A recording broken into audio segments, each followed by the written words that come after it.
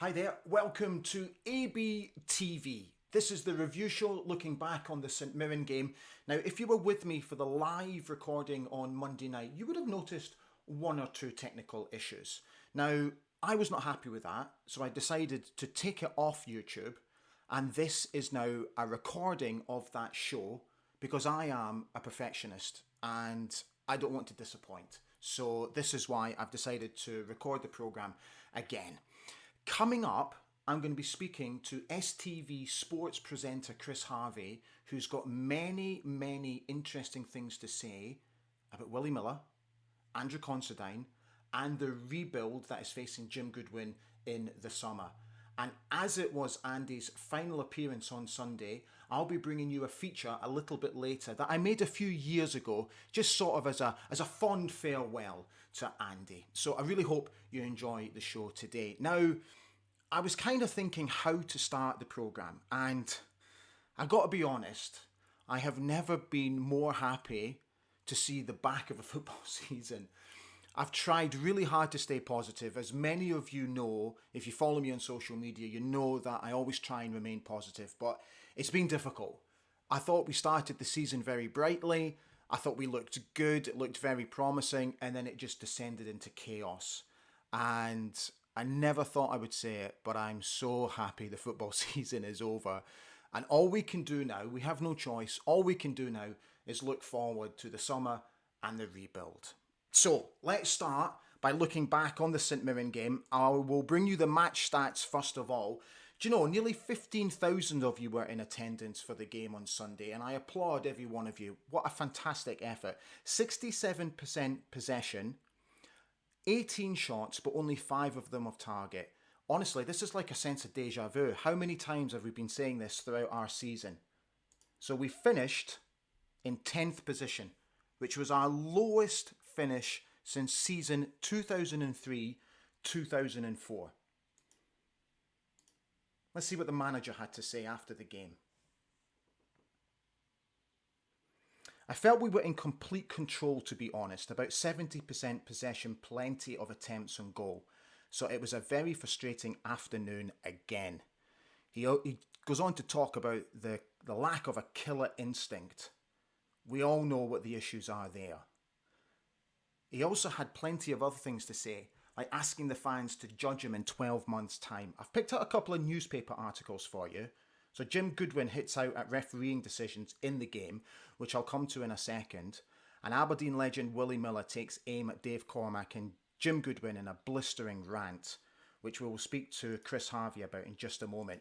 But one of those decisions that Jim Goodwin was unhappy about was this. This picture comes courtesy of Mikey Rennie. Thank you, Mikey, for allowing me to use this picture. It was just an unbelievable decision on the day. The ref gives it. He goes over to the linesman, or the assistant referee. He then overrules it, saying the ball hit the back of the St Mirren player's head. It's just utterly baffling. I've also looked back on the goal that wasn't given. I got to be honest, guys, and I don't know what you think. I just can't see what is wrong in the build-up to that goal. Okay, there's a bit of hustle and tussle, but it's a physical game. Why take the physicality away from the game? We've got to allow players to be physical during a game. And if you're tussling for a ball, so let it be, as long as it's within the laws of the game. So I have to be honest, I know they have a really difficult job, and I'm not making excuses, but I'm looking forward to getting VAR in next season to see how that can help going forward in our game. So yeah, it was a frustrating afternoon again, wasn't it? Okay, let's catch up now with STV sports presenter Chris Harvey. We had so much to talk about. He gave me some really interesting insights as well. We spoke about Willie Miller, Andrew Considine, and the rebuild, and this is what he had to say. Hi Chris, it's great to see you. Thank you so much for taking the time to speak to me tonight. Okay, so a couple of things to talk about. First of all, Willie Miller's had plenty to say over the past 24 hours. What's your take on what he said?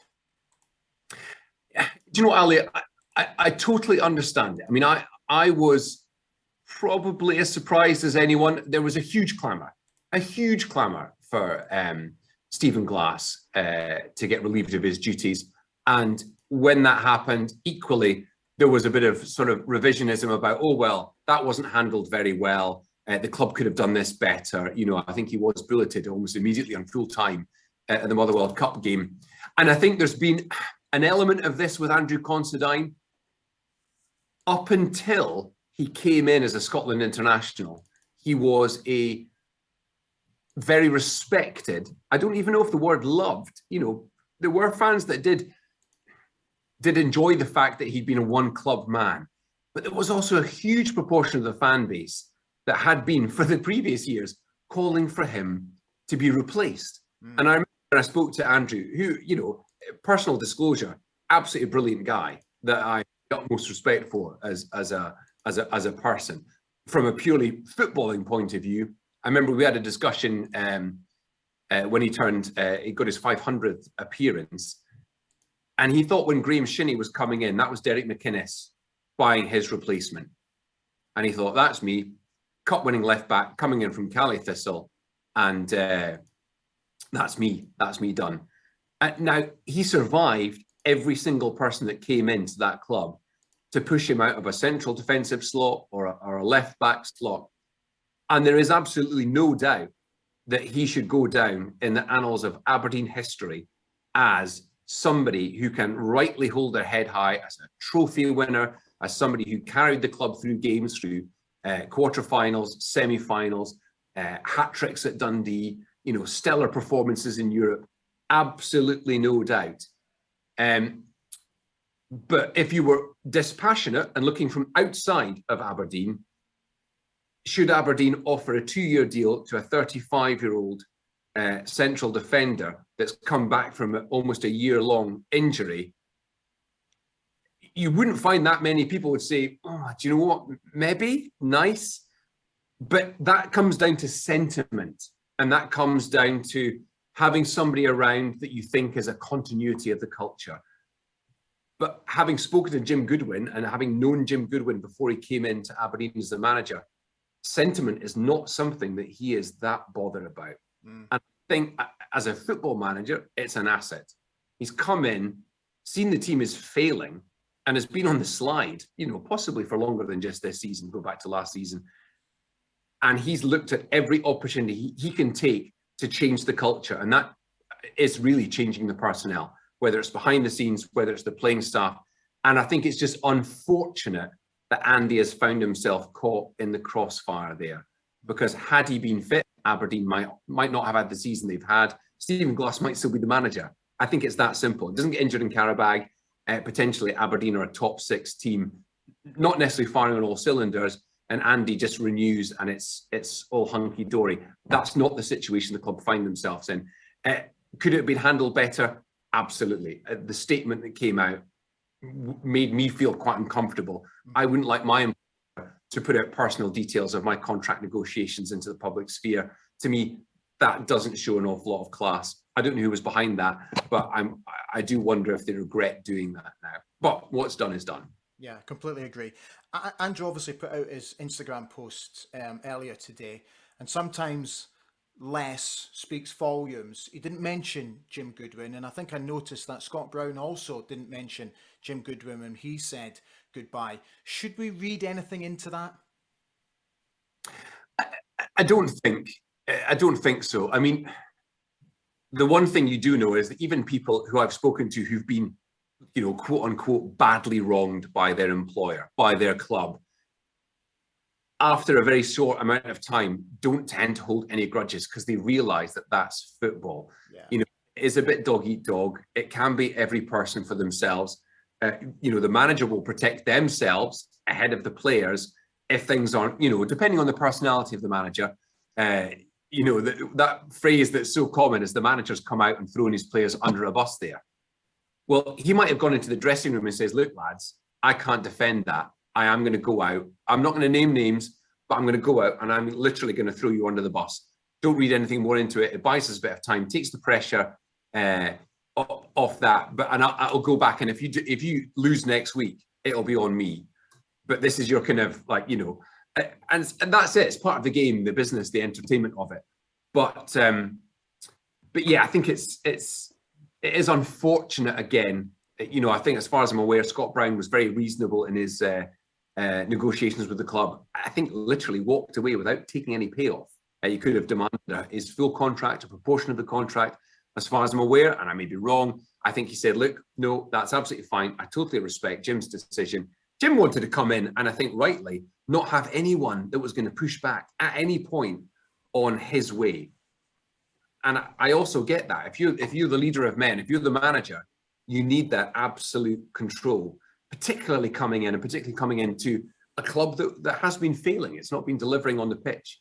And unfortunate for Jim, I think he's not by himself any kind of honeymoon period beyond maybe that first Motherwell walk from the car to the stadium, because it hasn't been attractive viewing since then. A couple of blips of wins regarded. Let's be honest, Chris. He definitely backed up pressure, I think. Yeah. He's got a huge summer coming up. My goodness. I don't like to use the word pressure, but it must come with a little bit of pressure to get this right. It's a very important few weeks coming up for him. Huge pressure, absolutely huge pressure, because and not only has he got an incredibly small amount of time to turn this round, the League Cup group stages, after previously being regionalised, are now back being national. So Aberdeen could be facing trips to Annan Athletic, to Stranraer, to Bonnyrigg Rose. There are banana skins aplenty for a team that's only just come together, that players might be coming in unfit. They might be coming in from clubs whose seasons finished in April. There could be all sorts of factors which on their own are mitigating. So, but actually he's got no good, the goodwill that may have existed is very, very thin. So if he takes an Aberdeen team and doesn't smash a League One or a League Two team in Scotland, a Highland League team or a Lowland League team, wow, that is going to be incendiary. So he doesn't have that kind of safety net, if you like. And as you say, I think he came out and said, look, I need 5 or 6 players. I think he's thought he's needed maybe an entire first team of players. And again, I think that's where it comes down. There's been very public courting of goalkeepers through some of the newspapers and the media. Arguably, you've got an under contract number 1 in Joe Lewis. Joe Lewis said candidly to me through the week that he was fighting for his place. He says, I've not been good enough this season. He was extremely candid. I've not been good enough. I think I've been back to my best a bit, but you know what? I know there's a keeper coming in the summer. There might be 2 keepers coming in the summer. We have no idea. And his position as Aberdeen number 1 is on the line. I think for everybody under contract, you include guys like David Bates, Declan Gallagher, it's the same for them. Players are going to be coming in every single position in that first 11.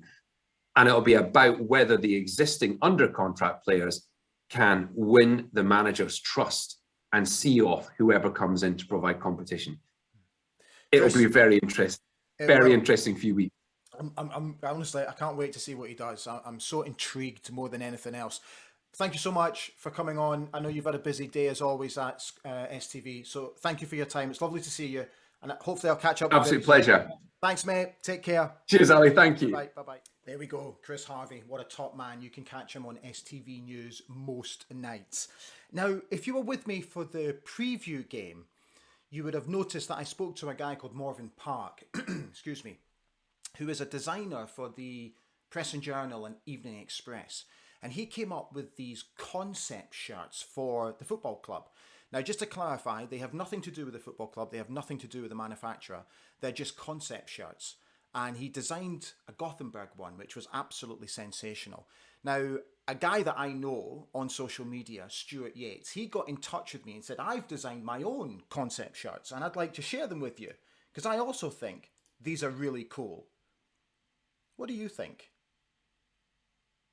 Away shirts, most definitely, and 2 home shirts. I really like them. I have to say, the one on the right is really cool. Very, very smart. So well done, Stuart. Now, at this point, I would just like to say a quick thanks to my supporters who helped me here on ABTV. Saltire Energy, who have been with me from day one, continue to lead the way in the oil industry in the Northeast and beyond. And to my new friends at Lux Scott, a jet-class luxury vehicle company. And if you're looking to travel anywhere in style, these are the guys for you. There's their contact details and you can follow them online as well. Many thanks to Saltire and to Lux. Okay. So it was Andrew Considine's 571st and final appearance for Aberdeen on Sunday. What an emotional send-off he received from the fans. What is it? Honestly, it was absolutely fantastic to see and to watch. It was such a shame he got injured. And I don't know what you think at home, but I find it kind of ironic that we looked so much more assured at the back when he was playing. Tell me what you think. Get in touch. Now, if you know Dolly Digital online, Dolly works very closely with Malcolm Panton at Aberdeen Football Club. He designs all of the match day programme covers. And I thought this was so good. I just had to share it with you. Such a good looking cover. Now, a few years ago, I caught up with Andrew. I flew home from my base in Doha in Qatar, where I was living at the time, to make a special feature with Andrew, and I was very fortunate to have spent the day with him.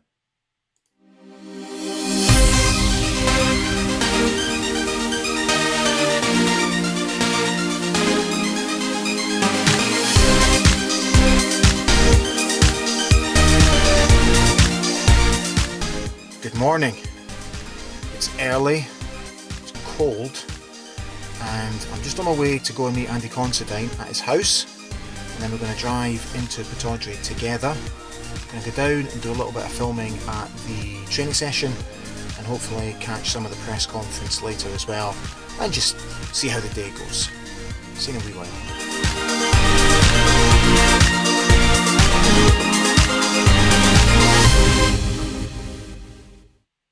Come on, big man! Kissing the kids. Kissing the wife.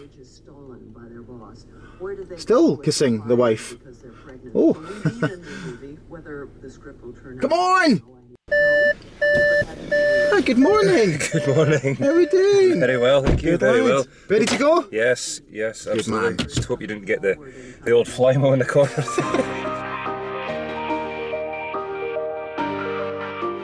So what's a typical morning for you like? A typical morning is my two boys chapping at the door at 7:15, potentially running into the bed, jumping on the wife and I, and then it's straight down for breakfast with the boys.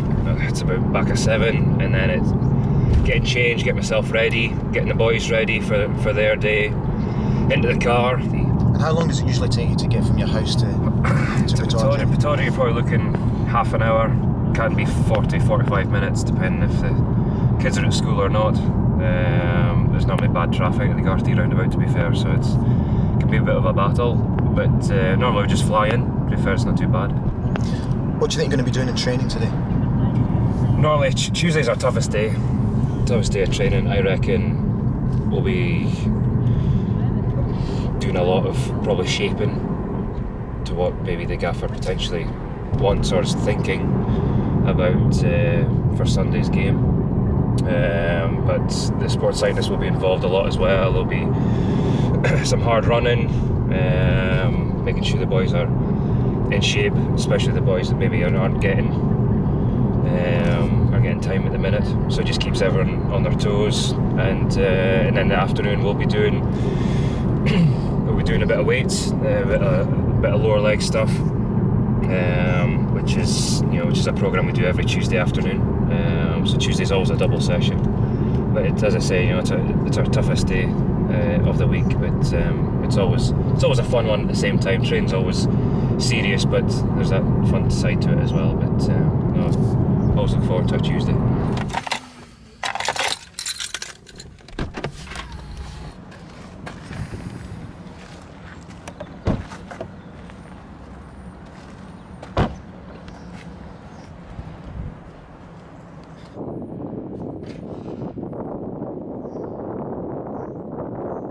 So we've made it safely to Pittodrie, and we're now just going to head down to training and see what the boys are going to do today.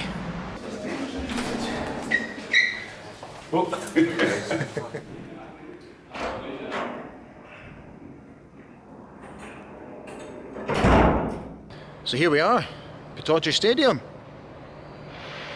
It's cold this morning. Andy's just getting ready, and while he does that, we'll just hang about, and then we'll make our way down to training and see what the boys do today ahead of the big game on Sunday. Cheeky wee seat in the dugout. Had to be done.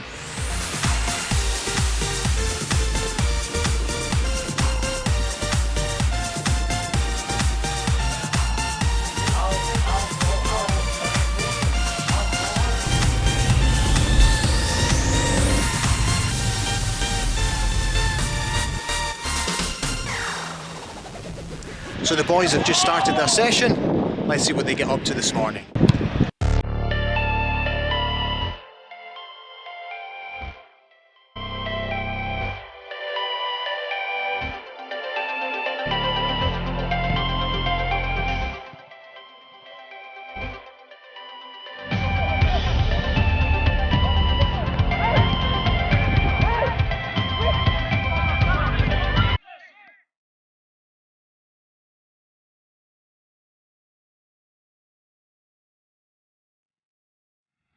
Right, that's us.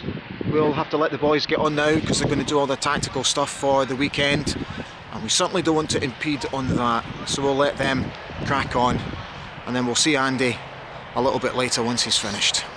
Let's go and have a nice cup of tea.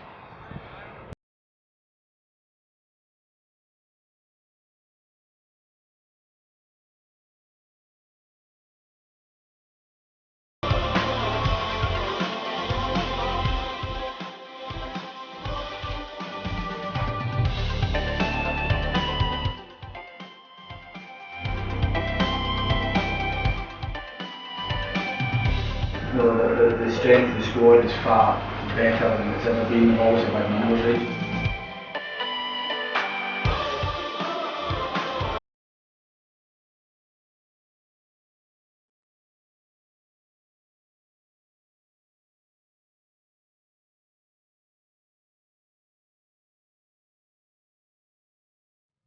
Right, we're on our way back.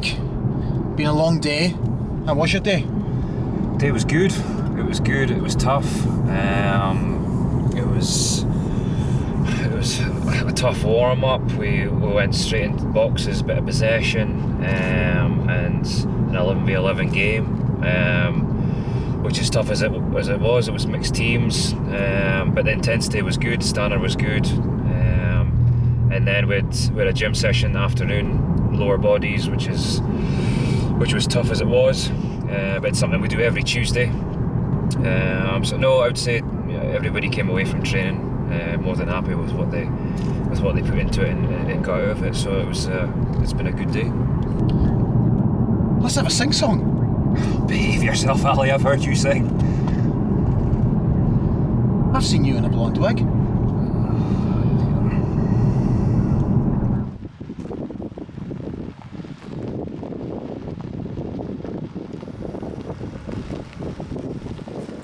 So there we go. We left early this morning when it was dark, and we've got back home when it's dark. I've had a thoroughly enjoyable day, and I hope you've enjoyed the wee movie. See you soon.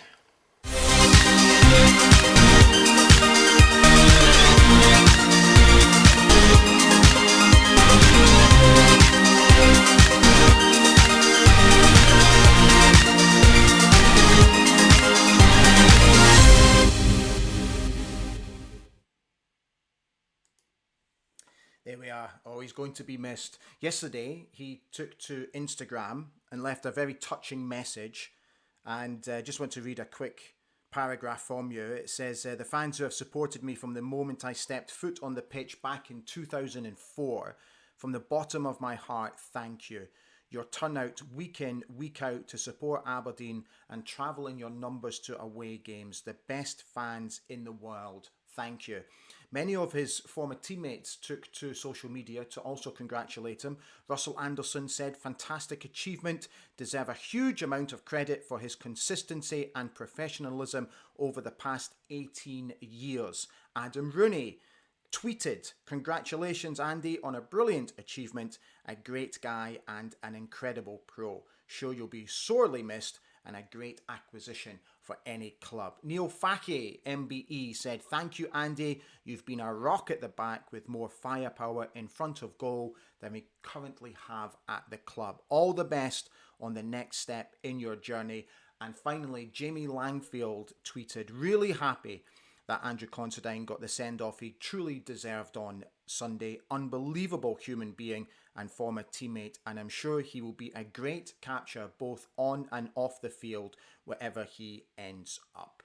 Okay, guys, we are done for today. So that obviously brings to the conclusion our review and preview shows, but we don't stop there because during the summer I've got big plans. So I'm going to be doing exclusive one-on-one interviews with players, past and present, which I'll be sharing with you on the YouTube channel and other platforms. And some of you may or may not know that I once had a time in the music industry. And my plans are to interview prominent people in music to talk about their love for football. So look out for some of these specials coming up during the summer. So in the meantime, thank you so much for being with us. Thank you for watching today. I hope you've enjoyed the show, and I will see you very soon. Keep an eye out on my socials for the next show. Take care. Have a good day.